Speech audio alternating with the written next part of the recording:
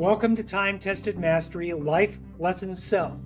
I'm your host, Mark Dolan, and today I'll explore one of the most impactful skills you can develop: focus.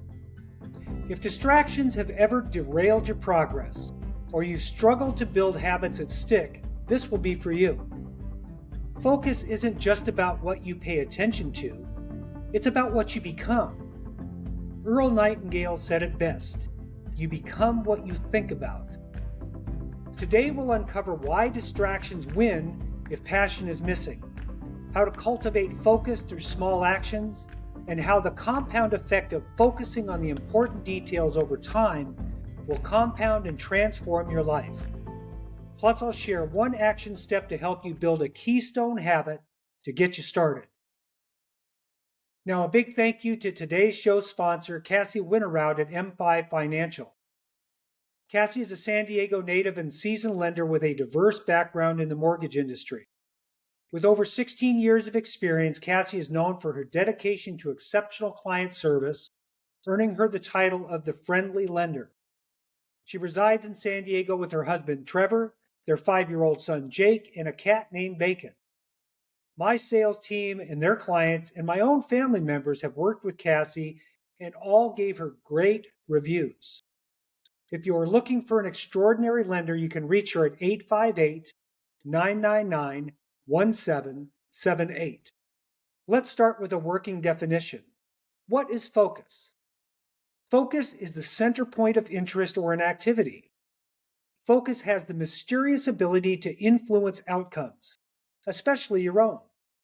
Here's a quick example. When riding a bike, have you ever looked with apprehension at a rock or a stump in front of you and then proceeded to run right into it?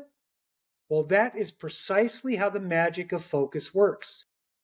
With that much power behind it, doesn't it make sense to focus and direct your mind and energy where it matters most? On purpose? Where you want it to be? So, why is it so easy to let distractions get the better of us? Simply this: we have insufficient passion, clarity, and intention. Our goals aren't important enough or big enough to capture our spirit. If we aren't passionately clear about what we want, it's easy to get sidetracked by any interruption, social media addiction, or the endless stream of notifications from our electronic devices. Remember, discipline is remembering what you want. If you want something badly enough, nothing can get in the way, particularly the meaningless stuff. Here's the thing. Focus is personal power. It's about influencing yourself, shaping your behavior, and becoming the person you want to be. Earl Nightingale's wisdom comes into play here. You become what you think about. So ask yourself, what are you thinking about most of the time? And where is your focus taking you? For those that say, well, I'm not really thinking about anything, that might explain why some people drift a lot, and that's not good. Now, let's talk about flow. That magical state of mind where everything just clicks. Elite athletes call it being in the zone. It's that feeling when time slows down, your actions feel effortless, and you're completely immersed in what you're doing. I first remember having this experience years ago training for marathons. In the middle of a long run, 12 to 20 miles in, I would find myself striding in rhythm, lost in thought, experiencing that blissful state known as a runner's high. Quite often, I would abruptly come back to the present and notice that I had run 3 or 4 miles and lost track of the last 20 to 30 minutes. My mind had been elsewhere, solving problems in my business or envisioning how I could reach the goals I had set for myself. But flow isn't reserved for Olympic athletes only. You can experience it too. To tap into flow, you need 3 things: a clear goal, the right level of challenge, and a distraction-free environment so your mind can be fully engaged.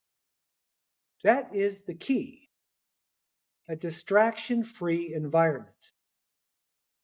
I recently read about a highly productive individual who, as part of his daily schedule, had 2 4-hour uninterrupted work periods each day. In between, he had a break for music and exercise before having the first meal of his day. After his second uninterrupted 4 hours, he would work another 4 hours, but allowed himself to be interrupted. He could return phone calls, emails, texts, and respond to people in real time. Now, that may sound extreme, but it illustrates how we can arrange and create a schedule that is so focused our creativity and productivity go off the charts. And I've experimented with uninterrupted blocks of time and found that I can get a similar feeling to a runner's high when I'm working productively without fear of interruption. That work becomes engrossing, and it's a pleasure, particularly when it aligns with my goals and purpose. One interesting note: every single time you're interrupted, it takes 20 minutes to get yourself back into a workflow state. A good resource for more information would be two books by Cal Newport, an associate professor at Georgetown University. The first is Deep Work, and the other is So Good They Can't Ignore You. Think of it like this: when you're working on something you love and it's just challenging enough to keep you engaged, you lose track of time. You're so focused that everything else fades away. As long as you don't get distracted, and only you have the power to say no. You have the power to set up your work environment and schedule your day to avoid interruptions. For me, I'm always seeking ways to experience flow. It makes me more productive, and it will work for you just like it does for me too. The key is to create the conditions for flow. Eliminate all distractions. Set a clear goal and give yourself time to dive in fully. Here's where focus gets truly powerful. If you make it a habit, it compounds over time. Think of compound interest. When you invest small amounts consistently, those investments grow exponentially. Focused activity works the same way. Small, focused actions done consistently create massive results over time. Let's use skill refinement as an example.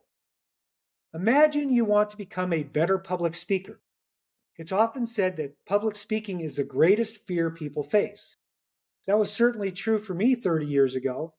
If I had to stand in front of a group, my hands would get sweaty, my stomach would knot up, my vision would blur, and I'd experience tunnel vision. My mouth would go dry, and I'd start mumbling in self-conscious mortification. But I committed to tackle this fear by joining Toastmasters. My first 2-minute talk went exactly as I just described. I was full of anxiety and discomfort, but I kept showing up for the 1 hour meeting each week, determined to improve. I followed the process and focused on the goal. For 2.5 years, I invested and focused on that 1 hour meeting per week, and I committed myself to practice in between. Now that transformed me. Today, there is absolutely nothing that excites me more than standing in front of a group of eager, engaged, smiling faces, privileged to share meaningful, powerful, life-changing ideas. The tunnel vision is gone, the sweaty hands are gone, and sometimes the dry mouth still happens occasionally, but I've conquered the fear of public speaking.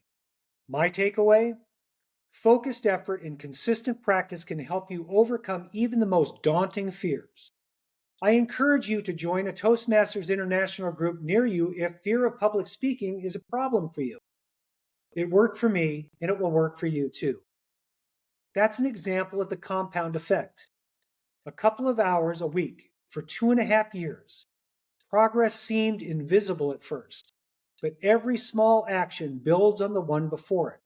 And before you know it, you've created unstoppable momentum. But you have to start. Then you must stick with it. Sustained focus over time is what leads to exponential growth. Now it's time to put this into practice. So I want you to choose one activity that will help you build a powerful habit or reach an important goal for yourself this week. Something you know would create a positive ripple effect in your life. Maybe it's stretching for 15 minutes each day. Maybe it's creatively journeying your thoughts or planning your day the night before.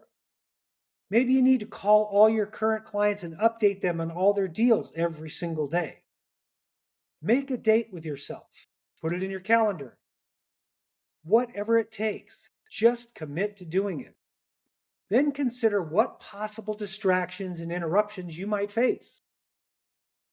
Maybe you need to make a deal with your spouse or your kids that you need 30 minutes alone with zero interruptions to make this work. Maybe you need to go into your office and shut the door and leave the phone and the computer in another room. Start small, but be relentless. Track it for the next 7 days.